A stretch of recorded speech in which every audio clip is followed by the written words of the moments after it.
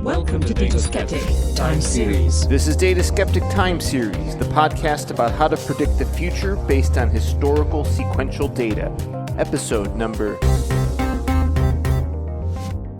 Generative Adversarial Networks, or GANs as they're typically called, are a relatively recent invention, but also a major contributor to some advancements in machine learning in general. Within this methodology, you create two separate subcomponents. The generator doing its best to create new data that represents the existing data, and the discriminator, which trains to tell the difference between the fake and the synthetic. Pitting the generator and the discriminator against each other helps rapidly train a model that can produce fake data that's very convincing in a lot of applications. We've all seen GANs doing interesting things with images and sometimes with video, like in deep fakes. Today on the show, I'm joined by Florian Eckerli to discuss applications of GANs to the stock market.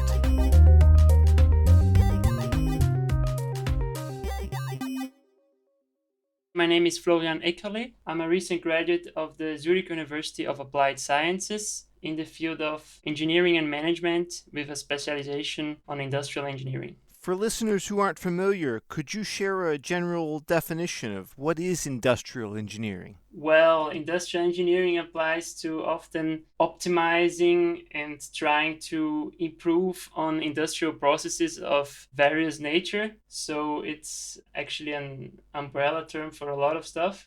Well, I'm a little bit surprised that someone with an industrial engineering background would know about generative adversarial networks. It's a very contemporary new idea in computer science. What about your background got you some exposure to this topic? For graduating, I did some projects on time series. So I ended up being very interested in financial time series and that kind of stuff. So when it was time to do my bachelor thesis, I actually migrated to more of a financial mathematics field in my university. Although my title will still be industrial engineer, I think my work gravitated towards more of a quantitative finance field. In my exposure to quantitative finance, I've always found it to be a very numerical-heavy, computation-heavy, stats-driven approach. That those are the methodologies that get picked. Not so much machine learning, although that's been transitioning. What's your perception of the field and its adoption of machine learning techniques? How far has the pendulum swung the other direction? Well, what I'm seeing is right now that a lot of new firms and new, if you'd say hedge funds or new research teams inside of big financial establishments are moving faster towards this new type of modeling. But I would say, historically, banking hasn't or finance hasn't been exactly as machine learning focused as it is now or as it's starting to be. But I would say that the pendulum would probably have swung based on increase in computational power and the improvement of this kind of machine learning methods overall, I would say. Well, there's one very obvious application of quantitative finance, and that's trying to predict the stock market, or I guess predict it in such a way that's useful for making money. Yes. But that's not the only way machine learning techniques, and more specifically GANs, can be useful. What are some other use cases for these methods? Well, the interesting thing is for GANs is that we are able to generate synthetic data, which has then opens up a lot of new possibilities. But I would say if you're going towards GANs, that the main thing is that we're able to now generate some pretty good synthetic financial data and time series. So we aren't necessarily predicting stuff, but we are creating stuff to improve on other models, or it's an open-end use case in this case. Well, I'd love to challenge you a little bit about the usefulness of synthetic data. By its very definition, it's not from real data, right? It's something that's kind of been made up. How can data be useful if it wasn't generated in a way that necessarily describes the actual stock market? Well, the thing is, often in the banking world, some data may be protected by privacy regulation or other types of regulations. So what you end up is you have to build a model upon some data which may be scarce or which may be unavailable, or you don't have enough of a time frame to gather sufficient data to train your models. So that's when you would use synthetic data to kind of replace as good as you can the real data. There's a few other novel use cases for synthetic data mentioned in the paper. One that struck me was privacy. How can synthetic data be useful for giving better consumer privacy? It's the same as if you're going to use someone's data to train a model, you may compromise this person or this group of persons' privacy in the act of doing so, in the act of modeling. There may be some point where in your data pipeline that isn't as protected. So to secure that end, you end up generating synthetic data and using it. And so you avoid the risk of some data leakage. GANs, like any machine learning technique, can sometimes require some fine-tuning to get them to work on the particular data use case you have at hand. Were there any challenges you encountered or general advice for challenges one might encounter when applying GANs to stock market data? So obviously, when you're generating synthetic data, you have to first have some kind of measurement or some kind of ruler where you would measure your data against or compare your data to see if your data is consistent. Because if it's new, how do you know if it's plausible? So one of the major problems or challenges with GANs is that in the case of time series or financial time series, you need to compare it to some qualitative measurements or statistics of real financial data to then see if the data you're generating makes sense. And more on the training side would be in GANs, you often encounter mode collapse when modeling. So it would be the case that your generated data isn't diverse. So you're generating your time series are different, but they look the same. They visually, or if you get it, they're actually some minor variations of the same time series. So that's an issue that's present in GANs where your output is very poor on variety.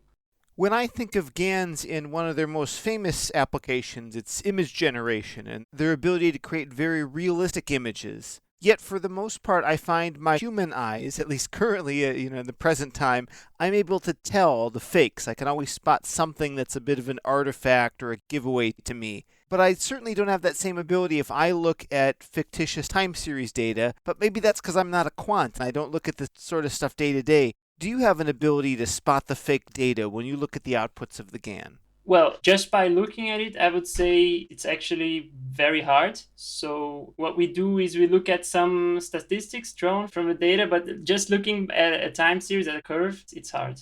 Well, as you evaluate the outputs, you must have some expectation. What are some of the properties financial time series data are expected to have? Well, these properties are actually called stylized facts. They're heavily used around these areas of research. These are very useful to getting a good idea whether your data is good enough or if the data does represent what should be a real characteristic of a financial time series. Some of these stylized facts are called first, the linear unpredictability, where you look for an absence of autocorrelation. So across several markets and various different scenarios, it is expected that your financial time series show minimal autocorrelation, except for maybe some short intraday timescales. It shouldn't be autocorrelated. So you're looking for that. You're also looking for the presence of heavy tails, which means that your distribution should have some tails that are heavier than, say, a normal distribution. So this means that the probability of extreme values occurring is much larger than the normally distributed data set. So you're looking for that. And you're also looking for volatility clusters, which are often present when you're looking at returns. And also the gain-loss asymmetry. You expect that observations show a large. Observations have a tendency to show a larger downwards movement than upwards in a financial scenario. That would be the main statistics. Well, those all seem like very reasonable expectations. Maybe we could unpack a few, like the linear unpredictability. That one's very intuitive to me because if there were some linear predictability, I should be able to exploit that to make money in the market. Yeah, I mean, you're expecting that because otherwise you could, with a simple model, you could predict the stock market if you found some correlation. So yeah, that's what makes financial time series very hard to work with, is that they're unpredictable. So you expect that if you generate some data that it follows the same characteristic.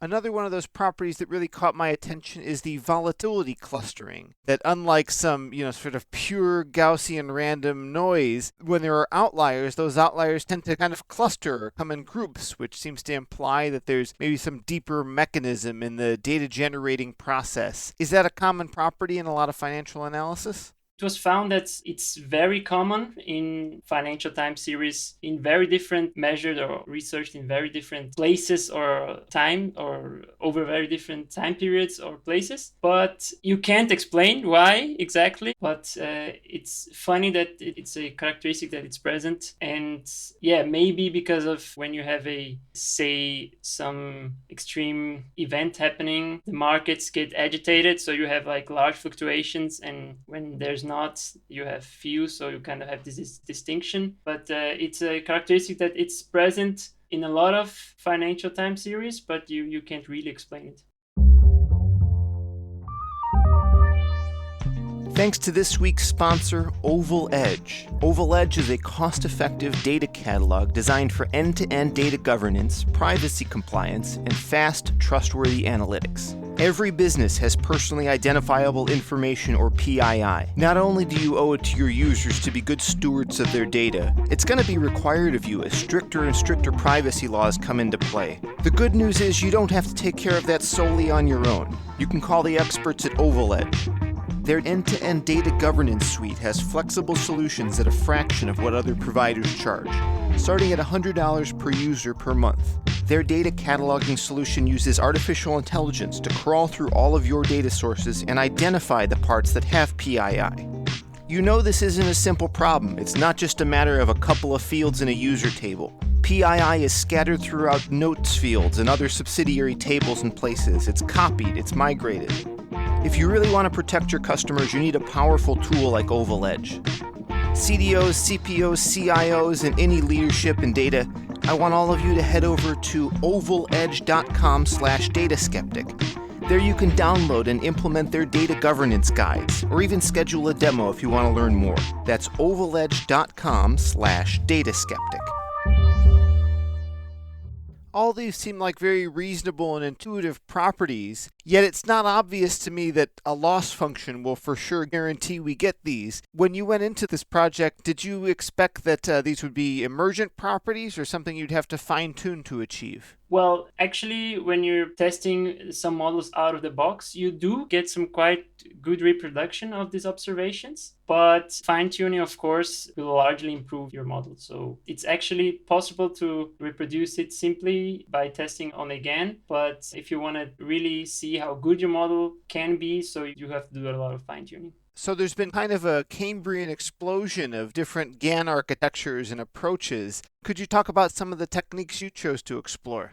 Well, there's a lot of GANs. As you said, an explosion in GANs. Right now, it has been happening for 5 years, I would say. There are a lot of GANs, and most of them have been developed for image, that means photo and video generation, but they ended up being adapted to time series generation. So we have conditional GAN, we have the Wasserstein GAN with gradient penalty, which was a milestone improvement for the regular GAN, and it's also being used to generate synthetic time series. You have a variation of the DC GAN, which is also a key GAN in the history of GANs, if you can say so. It's also being used to generate correlation matrices, also in the finance scenario. So these are a few of them. Well, let's get into some of the empirical results. How well did the generated series match these expectations you had for them? I was actually quite impressed, since we were doing some tests just to see how regular GANs without much of fine-tuning, because fine-tuning can be very complicated, especially if you're not quite sure where you want to go. So you have to do a lot of trial and error. So what I did was just generate some synthetic data from 3 regular GANs, and it turned out that the results were pretty good. You could actually see most of the major characteristics being reproduced, and visually the data was also quite convincing. I think my generated data was actually, I would say, better than expected. So that's a plus for GANs, I would say. Well, with that in mind, how ready are these techniques for prime time? Do you think a hedge fund should be assembled to exploit these approaches, or do they need to bake in the research world for a bit longer? I would say that they do need some more time in the research teams because, as I said earlier, you can't evaluate them on a specific quantitative metric right now. So you do have these qualitative metrics, but you don't have a specific number or some key performance points where you could really evaluate your data. So it's being used, but I would say for widespread adoption, it would still have to wait a little bit more for the technology to mature. Mainly, if you have a better way to evaluate the outputs, would probably benefit the whole research process. Well, even if these techniques aren't contributing directly to some financial model, it seems like there's a lot of good opportunities, as you point out in the paper as well, that perhaps they could be useful for like just the sheer software development side of it, that you might need a lot of test data in order to do integration testing and scale testing and that sort of thing. Do you see that being a big part of the future of work like this? Yeah, sure. And I think that when you're working with modeling, I would say that it's good to have such a tool. So if you, for any reason, end up not having enough or not having exactly the data type that you want, you could generate it and have at least some kind of idea of how your model would perform on the real data. So you kind of get closer to your result when you're using it. So it's being used right now in a few places, but it's still mostly related to research fields or testing. Well, another aspect of the results is looking at how some of those stylized facts play out in your generated data sets. For example, like we have an expectation that there should be a lack of autocorrelation, so you can look at like a tool like an ACF plot to establish that indeed these different techniques all seem to bear that out. In some sense, the results you show have the Wasserman GAN almost like, in a lesser place to some of the other techniques. Is that something to be read deeply into, or could it just be that these are out-of-box results and perhaps some fine-tuning might rearrange this ranking a bit?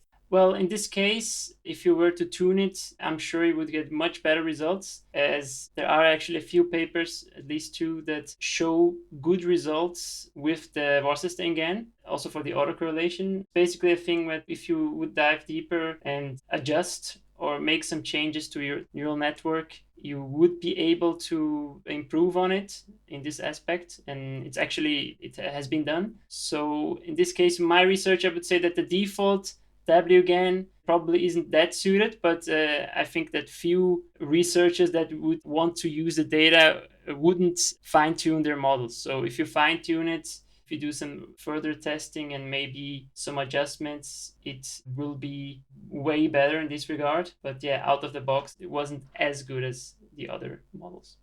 What are your thoughts on where research like this should be going in the future? Well, with GANs, you kind of open a door, generate not just in time series, but you open a door to generate synthetic data, and which ends up being in a lot of cases real good. So for time series is really, you can generate some data to do stress tests. You can actually use the data to create some specific kind of time series and train your models on them. So I would say the future of GANs is probably going to be at improving the deep learning models that are already out there and being used, say mainly in this direction. But I would say the whole data and privacy concerns, probably you would be able to go further at the point where the data starts getting really good, which is not the case. We have good data, but it's not perfect, I would say. And when you arrive to a point where your data is good across the board, so I think you may even open new possibilities that we don't know yet. So because GANs are still quite novel, so I would say there's still open-ended the possibilities of what one could eventually do with the possibility to create specific realistic time series or tailor-made for some applications. Do you know much about the practical applications that are used in industry today? Well, right now, the synthetic data is being generated in some big banks' AI research teams for use internally and also sometimes even externally for across banks. But mainly, I would say some sandbox applications where they allow for companies or startups to test their data products before they enter the financial market or the market. So this is very cool that you can test your data, even if it's not a test with in synthetic data, even if it's not the real deal, but maybe you get a good idea of how your idea or your project will perform in the real world. So these sandbox applications are, I think, a pretty cool concept. How has that been done, or could it even have been done before techniques like GANs were brought to the table?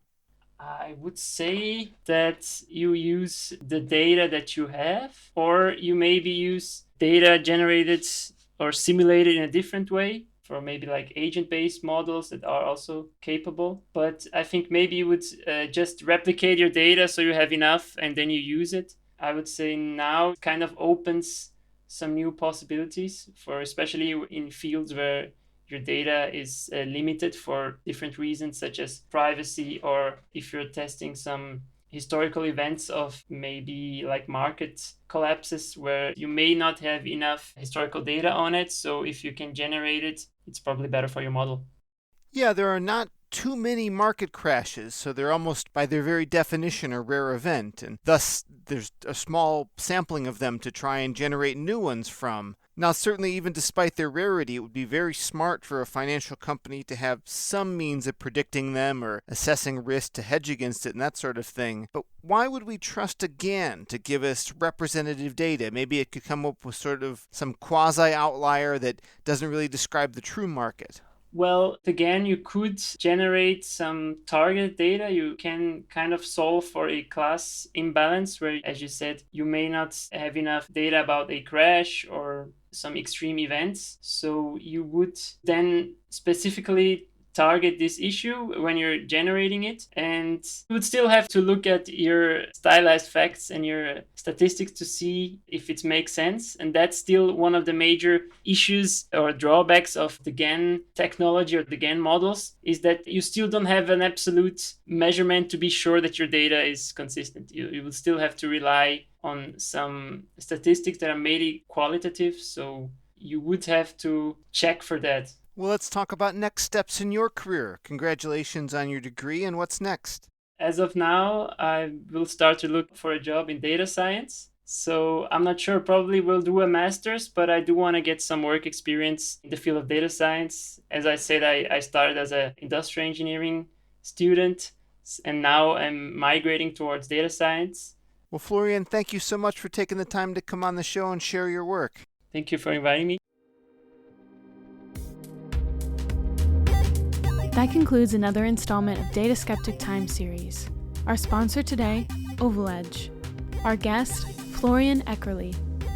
Myself, Claudia Armbruster, as associate producer. Vanessa Bly does guest coordination.